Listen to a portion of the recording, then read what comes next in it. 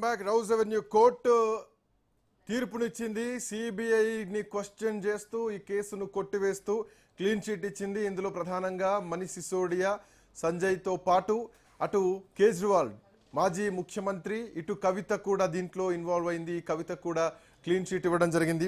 ఈ కోర్టు మొత్తం 23 మంది నిందితులను నిర్దోషులుగా ప్రకటించింది. సో చాలా అంటే వేల పేజీలతో ఉన్నటువంటి ఛార్జ్ షీట్ ఏదైతే ఉందో ఈ ఛార్జ్ షీట్లో చాలా లోపాలు ఉన్నాయి. మోర్ ఓవర్ సంబంధం లేనటువంటి అంశాలను ఇందులో చేర్చారు. ఇది కుట్రపూరితంగా ఉందంటూ కూడా రౌజ్ అవెన్యూ కోర్టు తీర్పునిస్తూ సిబిఐ విచారణ అధికారిని కూడా ఈ కేసులో విచారించాలి అంటూ కూడా కోర్టు ఒక ఆదేశాన్ని కూడా జారీ చేయడం జరిగింది. ఏదైతే మద్యం విధానం ఉందో దీన్ని అమలు చేయడంలో సిసోడియా బాధ్యత వహించారంటూ కూడా ఆరోపణలు తీవ్రంగా రావడం జరిగింది. బట్ దానికి సంబంధించి ఆయన ప్రమేయానికి సంబంధించి ఎక్కడ కూడా సరైన ఆధారాలు లేదు. ఎక్కడ కూడా ఆయనకు సంబంధించినటువంటి అంటే టేక్ ఓవర్స్ కూడా ఏమీ లేవు. ఇక్కడ జప్తు కూడా ఆయనకు సంబంధించినటువంటి ఏమీ చేయలేదంటూ కూడా కోర్టు ఈరోజు తీర్పునిస్తూ ఈ కేసులో బిగ్ రిలీఫ్ మాత్రం అందరికీ ఇచ్చిందని చెప్పాలి. సో ఢిల్లీ లిక్కర్ స్కామ్ అనేది ఒక కుట్రపూరితంగా తీసుకున్నటువంటి అంశమే అంటూ సిబిఐని విచారణ చేసినటువంటి అధికారినే విచారణకు ఆదేశించింది. రైట్ సత్యం గారు, సో ఎట్లా చూడొచ్చు సార్? ఇప్పుడు స్కూల్ ఎడ్యుకేషన్లో ఏ ఇతర రాష్ట్రాలైనా స్టడీ చేయాలి, మంచి అద్భుతంగా ఉన్నదని ఎంపిక చేసుకుంటే ఒకటి కేరళ, 2 ఢిల్లీని ఎంపిక చేసుకోరు గత 10 ఏళ్లుగా. సిసోడియా దానికి విద్యాశాఖ మంత్రి అద్భుతమైనటువంటి మార్పులు తీసుకొచ్చారు ఢిల్లీ స్కూల్ ఎడ్యుకేషన్ అని చెప్పేసి ప్రతి విద్యారంగంలో. కాబట్టి కేరళ, ఢిల్లీని ఒక మోడల్స్ గా తీసుకొని గత 2-3-4 ఏళ్లుగా స్టడీస్ జరుగుతున్నాయి. అటువంటి మంత్రిని దరిదాపు 2 సంవత్సరాలు జైల్లో పెట్టారు. అంటే ఇమేజ్ని దెబ్బతీయటానికి ఇటువంటి కేసులు పెట్టడం అత్యంత దారుణం. తర్వాత క్రెడిబిలిటీని దెబ్బతీసి, పొలిటికల్ కెరీర్ని దెబ్బతీసి పార్టీని లేకుండా చేయాలన్నటువంటి పరిస్థితి ఇవాళ కొనసాగుతా ఉంది. ఇవాళ కేజ్రీవాల్ మీద ఇది కొట్టడం మళ్ళీ కేజ్రీవాల్కు ఖచ్చితంగా క్రేజీ వస్తుంది. రేపు ఆయన ప్రతిపక్ష రాష్ట్రాల క్యాంపెయినర్ పోతే ఛాంపియన్ ఉంటాడు. ఇప్పుడు రేపు బెంగాల్ కానీ, తమిళ కానీ తదితర దేశాల క్యాంపెయిన్ పోతే ఆయన ఛాంపియన్ గా చూస్తారు. ఎందుకంటే జైల్లో పెట్టేసి అన్యాయంగా నిర్బంధించారంటే గతంలో జైల్లో ఉండి గెలిచినటువంటి వాళ్ళు చాలా మంది ఉన్నారు. ప్రజలు ఆ విధమైన ఆ మేరకు ధిక్కార స్వభావం ప్రజల్లో వచ్చేటువంటి అవకాశం ఉంది.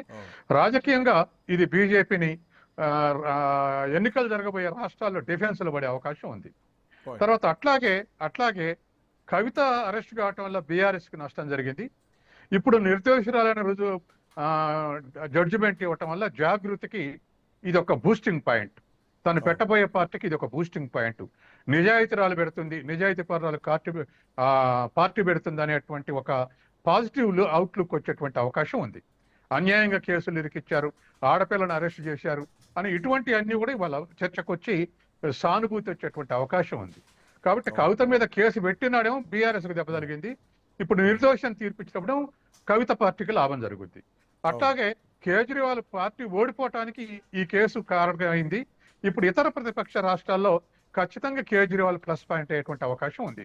అందుకని ఇవాళ సిబిఐ కూడా అధికారం మీద కూడా విచారణ జరగాలని ఆదేశం ఇవ్వటం అంటే ఖచ్చితంగా ఒళ్ళు దగ్గర పెట్టుకోవాల్సిన అవసరం.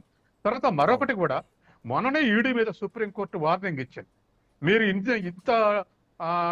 విక్టిమ్ ఇంతమంది మీద కేసులు పెడుతున్నారు, కన్విక్షన్స్ ఇంత తక్కువ రేట్ ఎందుకుందంటే దానికి జవాబు చెప్పలేక మేము 23,000 కోట్ల ఆస్తులు స్వాధీనం చేసుకున్నామని మరో ముచ్చట చెప్పారు తప్ప ఈ ముచ్చటకు ఆన్సర్ చెప్పలే.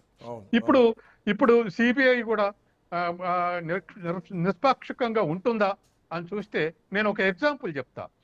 గతంలో అమిత్ షా ప్రతిపక్షంలో ఉన్నప్పుడు, చిదంబరం హోమ్ మినిస్టర్ ఉన్నప్పుడు అమిత్ షాని నెలల తరబడి జైలు వేసారు సిబిఐ కేసు పెట్టి. అంటే ప్రతిపక్షంలో ఉన్నటువంటి అమిత్ షా నిందితులుగా అవుపడ్డారు, లోపటేశారు. అమిత్ షా అధికారం రాగానే చిదంబరాన్ని కూడా 9 నెలలు జైలు వేశారు. అంటే అమిత్ షా ప్రతిపక్షంలో ఉన్నప్పుడు తప్పు అవుపడింది, చిదంబరం ప్రతిపక్షంలో ఉన్నప్పుడు సిబిఐకి తప్పు అవుపడింది.